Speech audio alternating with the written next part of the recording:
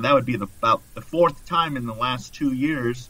So there's going to probably be some more activity here in November and December because of the talk about the Fed doing that. So if there's 5 million loans generated per year, and 15% of those, so 10% would be 500,000. So we're talking 750,000 loans, I'm guessing, that had home equity lines of credit associated with them. How close am I?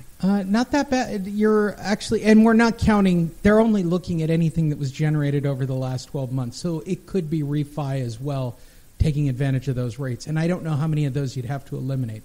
They're saying that generated in the last year, right, that actually have first liens and a HELOC is 132,000. So it's not really that high a number. Yeah, so we're talking out of 5 million loans, that's 10% is 500,000. So we're talking 2% of the loans. Right. That's a small number. That is a small number, but we're also not calculating refinance in that figure. So I don't know if 2 or 3 million of those right off the top don't become refis. Refis wouldn't fall into this category. So there's no way for me to tell if it's a new takeout loan. Well, I guess there is, because you could find out what the number of homes that sold in the entire United States in the last 12 months. Right. That's probably the number you'd want to look at and then calculate down from there, which would be, actually, I kind of know this number. You're in about the 2 million range, somewhere in that range. Yeah, 50-50 I would say is a good number, because the rates were pretty low this year for, at least 6 months of the year. Well, fortunately, I just ran a report that there's only 5,000 people in the U.S. right now who have first, seconds, and thirds, or have a third position HELOC. So that number is pretty low. But that first loan at 132,000, and the reason it's a significant number to me, the default rate, those that have a notice of default, a list pendants, an auction, or a sale date in the United States right now, is about 375,000 people. That's 3.5% of the U.S. loan market. I think the default rate is about 3.5% right now. If you threw another 132,000 people on that, that's a significant jump. You're talking about a 5% default rate within the market. Well, then your monster program will stay busy. Well, and I've said that. And, I'm not here to push that. We're here to talk about you getting people qualified to lend money to them or to contact you for help. I'm just a marketing guy who just happens to do podcasts, who's helping create I want to bring back the Solomon Financial Hour. What's wrong with the free money hour? It's got to be back. How is this not on the radio anymore? You can't give me my home life is important. Lee, if you talk to my wife right now, she's in the other room. Yeah, but you're home. You're home. It doesn't count when you're home. I could go get her, and we could ask her how many days in a row that I've worked over the last 3 weeks. And let me just tell you what the answer is. If there's 7 days in a week and you multiply that by 3, that's 21 days. That the total possible days I could have worked in the last 3 weeks, 21 days. Guess how many of those days that I worked? Oh, probably 19. I would go with 20. Wow. And she's keeping track. Well, the thing is, we have a good relationship, so I'm thankful for that. But the problem is that I've been so busy. My buyers want to buy; they want me to show them houses on the weekends. I have my son, and I gotta, I don't get him that much, and so today we're going to Disneyland after I pick him up from school. And all right, I'm going to give you a tip. You're going to get a digital fast pass. You're going to pay the $5 or whatever it is. It's $5 or $10. Get a digital fast pass for your iPhone. You'll thank me. Digital fast pass for my iPhone. So instead of doing the fast pass, okay, here's your tip for everybody. Here's a little realtor tip for everybody who's got a Disney pass. Everybody thinks doing regular fast pass is the way to go, right? Where you stick it into the little kiosk, you get your little coupons, and you go do something else for an hour. That's great. You can do it on your iPhone. Get the digital fast pass. Much better. Oh, that's good to know. You pay for the service, but it's a better service. Now you're not running around trying to get little tickets all over the park. You know what we do? My son and I are pretty smart. We go to the single rider lines. Yeah, me too. I do it with my daughter. Yeah, she's old enough that I can do it with her. There were the days where we couldn't do it. She's a Universal girl because she does Harry Potter. But we do single rider all the time. That's where our passes are now. So that's me and my son's trick. Yep, I'm all for that. I agree on that logic as well. It's a winner. All right, when are you getting Kasem? Kasem, where is she? What's she doing these days? Give an update to the crew. Carrie, her father had a terrible Did that finally get settled? I guess what happened was that the wife, the ex, the wife, yes, yeah. the widow. She's just a piece of work. She's crazy. No, she's crazy. Yeah. She hid the body. She hid the man.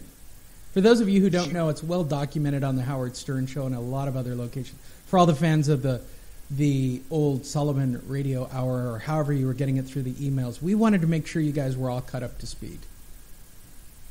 And I don't want it to be publicized too much, except that I've met the lady, and she comes across really nice when you meet her, but it's like one of those people where they have those commercials with the little doggy in their purses, and the ladies say, "Oh, hi, how are you doing?" And then as soon as they walk away, they say, to themselves, "Oh, what a piece of," right. It's like they're so fake to your face, and then the second you walk away from them, they tell you what they really think about. You and I both know this. That's what happens when you marry too hot. Yeah, you got to know at some point you have to realize you're a troll of a human being, and look what you've married. There's ups and there's downs. There are ups and there's downs. If she was rated on a scale of 1 to 10 as what you're talking about, maybe in her prime she was. I don't know. I don't know. Oh, you can go back and watch TV of her in her prime. Yeah, she was on Cheers a couple times. I don't know. But so anyway, how is she doing? How is Carrie doing these days? When's the last time you talked to her? I see her at the radio station. She does a radio a show on KBC at 2:00. So once in a while I'll bump into her at the radio station, and I really respect Carrie. I think she's a really good person. She's going out with this movie producer guy. She's buying out of the game. He's an up and comer guy. So it's actually love. I've never met him. I know who he is, and his dad was in the movie Karate Kid. This guy that she's dating, he was the mean karate Jesse. I forget Jesse's stuff. But I don't really keep tabs on her too much, except that I know that she's gone around and gone to every state in the United States and got the law passed where loved ones are able to see their fathers in dying moments, and they can't, the wife can't keep them away from the family, and that was her big movement after this whole situation happened, and she went around and got funding, and she was able to get, I think, almost all 50 states to pass the law that allows the siblings and the kids to be able to see their parents, and just see them, because they were blocked from seeing their own father because of some evil lady, because they didn't want the dad to sign anything on the will to give any money to the kids. It was all about money. Oh, it's always about money. Yeah. She Casey Kasem lived right next door to Hugh Hefner. So, I mean, it was a beautiful home, big money, Holmby Hills and Beverly Hills, big, beautiful area. It's just sad. It's just a sad situation. Well, what about you, Fred, for everybody? New wife, new life. Are you enjoying the desert life? You know, what I appreciate more than anything is happiness. And you saw me, you know, when we first met 10 years ago, and, you know, I'm a fighter. I don't give up. But I was going through a tough time, just like a lot of people were going through a tough time. And it was meeting someone like you who I was able to pick your brain about, you know, how the banks think, and you would be so kind to help me. And when you were a road warrior going around, you know, with Short Sale Genius and what you were doing. And I learned a lot. I was a sponge. I would just sit there and listen to you and all the, you know, all the questions that you had to be asked over and over and over again by different people, but they were the same questions, and you would sit there and answer them. And, you know, you did your part to help train realtors on what they need to know. And so I've learned a lot. And my knowledge took away the fear that I had at the time of losing my own property. And, you know, now everybody writes a book, and the book that you write has some good chapters in it, and it has some bad chapters. My last chapter wasn't. I mean, we became very successful, my ex-wife and I. But I'll tell you what.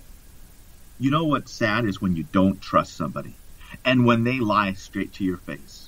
That's not what I'm made of. I'm like the movie Liar, Liar. I don't even know how to lie. I like, if I was in that movie, everybody would call, you know, who saw that movie called me up and thought of me. Like, a lot of people at my work, they're like, Fred, you're in the movie. And I'm like, what movie? And the Liar, Liar, you got to go see it, man. It's just like you. And I'm like, really? And then I saw the movie, and I'm like, yeah, I can't lie. You're right. I physically can't lie. I don't think it's possible. I don't think the words. So I appreciate honesty more than anything, even if that honesty kicks your butt. And believe me, during my divorce, I was honest, and I got my butt kicked because of it, because I know that the other person wasn't honest. But like I said, every book has a chapter. My book has gotten a million times better. And, you know, if it's going to be, it's up to me. There's no one else to complain about except that person standing in front of the mirror. If you want to make things better, you got to make it better yourself. You know, no one's going to be there to pick you up when you fall down. You got to pick yourself up and brush yourself off and make it to the finish line. And I'm just coming around second base, and I know I'm going to hit some home runs in that trot around the bases when I'm hitting, you know, making that home run trot.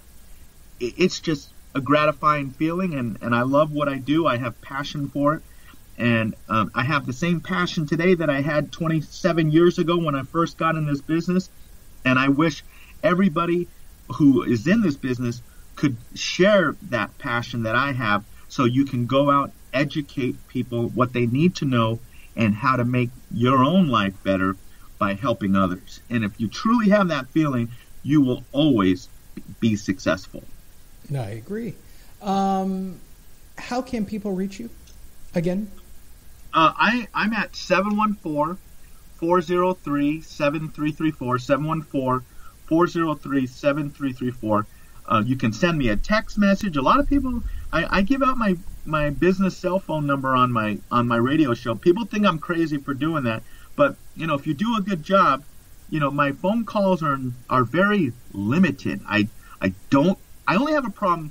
I only get a phone call if I have problems or new clients. So I have an excellent processor and office manager who pretty much takes care of all my problems. So most of my calls that I'm getting are for new clients. So that, you know, and people wanting to go see this house or that house or whatever they want to do. But yeah, they can reach me at 714-403-7334. You can even send me a text message. My office hours are 8:15 a.m. to 7:30 p.m. Monday through Friday, and you can also reach me by text on the weekends as well. So that's how I do it. That's perfect. So what did we really achieve? We've covered 80-20. There's one last topic that I want to cover for our final segment today, and that is a throwaway line. You and I